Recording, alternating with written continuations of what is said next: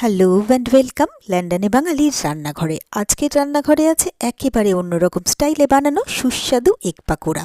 বাইরে হবে দারুণ ক্রিস্পি আর ভেতরে থাকবে নরম ও মজাদার স্বাদ। খুব সহজ কয়েকটি উপকরণে এই রেসিপি তৈরি করা যাবে। তো এই এগ পাকোড়া বানানোর জন্য আমি প্রথমেই নিয়ে নিয়েছি 3টে ডিম।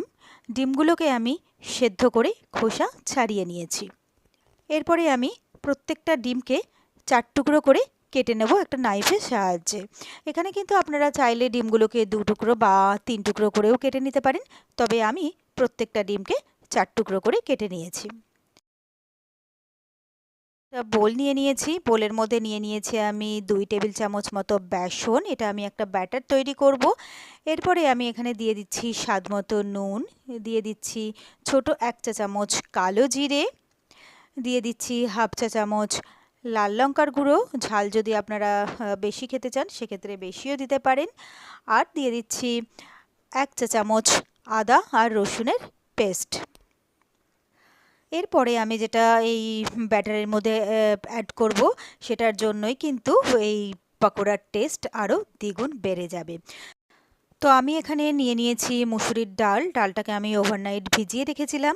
তো ডালটা আমার ভালোভাবে ভিজে গেছে। এবারে আমি ডালটাকে ভালোভাবে ধুয়ে পরিষ্কার করে নিয়েছি আর জলটাকে আমি ঝরিয়ে নিলাম। এরপরে আমি একটা মিক্সার গ্রাইন্ডার নিয়ে নেব। গ্রাইন্ডারের মধ্যে এই ভেজানো ডালগুলো আমি দিয়ে দিচ্ছি। এরপরে আমি একটা কাঁচা লঙ্কা এর মধ্যে দিয়ে দিলাম। এরপরে আমি ডালটাকে ভালোভাবে একটা পেস্ট তৈরি করে নেব। তো আমার পেস্ট করা হয়ে গেছে। আর এই ডালের পেস্টটাই আমি ব্যাটারের মধ্যে অ্যাড করে দিচ্ছি। এরপরে আমি দিয়ে দিচ্ছি হাফ চা চামচ কাশ্মীরি লাল লঙ্কার গুঁড়ো আর দিয়ে দিচ্ছি হাফ চা চামচ হলুদ গুঁড়ো। এরপরে দিয়ে দিচ্ছি অল্প করে জল। এবারে এই সবটাকে আমি ভালোভাবে গুলে একটা ব্যাটার তৈরি করে নেব। তো অল্প অল্প করে জল দিয়ে আমি ব্যাটারটাকে গুলবো। একেবারে যদি জল বেশি দিয়ে ফেলি তাহলে ব্যাটারটা পাতলা হয়ে যাবে। তো সেই জন্য অল্প অল্প করে জল দেবো আর ব্যাটারটাকে আমি গুলে নেব। ব্যাটারটা কিন্তু একেবারেই খুব পাতলা হবে না, একটু থিক ব্যাটার কিন্তু হবে। বেশ একটা স্মুথ ব্যাটার কিন্তু আমার তৈরি হয়ে গেছে। এরপরে আমি গ্যাসে বসিয়ে দিয়েছি একটা প্যান। প্যানের মধ্যে দিয়ে দিচ্ছি তেল। তেলটা গরম হতে দিয়েছি। ততক্ষণে আমি একটা ডিম নিয়ে ব্যাটারের মধ্যে ডিমটাকে ডিপ করে নিচ্ছি আর ভালোভাবে ব্যাটারটাকে ডিমের গায়ে আমি লাগিয়ে নিচ্ছি। এদিকে আমার তেলটাও গরম হয়ে গেছে।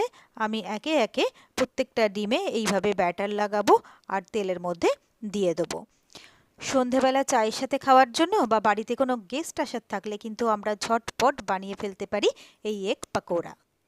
আর এটা আমরা আগে থেকে রেডি করেও রাখতে পারি, যখন দরকার তখন গরম গরম ভেজে নিতে পারি। যে কটা ধরে প্রথমে সেই কটা ডিম আমি ব্যাটার লাগিয়ে তেলের মধ্যে দিয়ে দিলাম।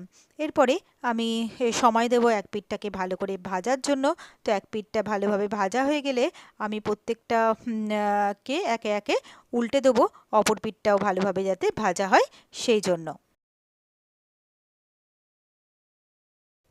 তো এইভাবে নেড়ে চেড়ে প্রত্যেকটা আমি ভালোভাবে ভেজে নিলাম।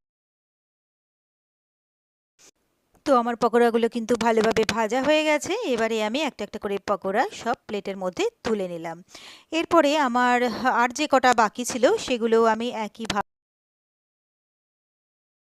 আমি ফ্রাই করে নেব। ফ্রাই করা হয়ে গেছে, এগুলো আমি তুলে একটা থাকে তার জন্য। এরপরে আমি সার্ভ করার জন্য একটা সার্ভিং প্লেট নিয়ে নিয়েছি। পকোড়াগুলোকে সুন্দরভাবে সার্ভিং প্লেটে আমি তাহলে আর দেরি না করে আপনারাও কিন্তু ঝটপট বাড়িতে বানিয়ে ফেলতে পারেন এই দুর্দান্ত টেস্টি এগ পকোড়া। আর আমি গ্যারান্টি দিয়ে বলতে পারি এটা ছোট থেকে বড় সবাই কিন্তু ভীষণ পছন্দ করবে।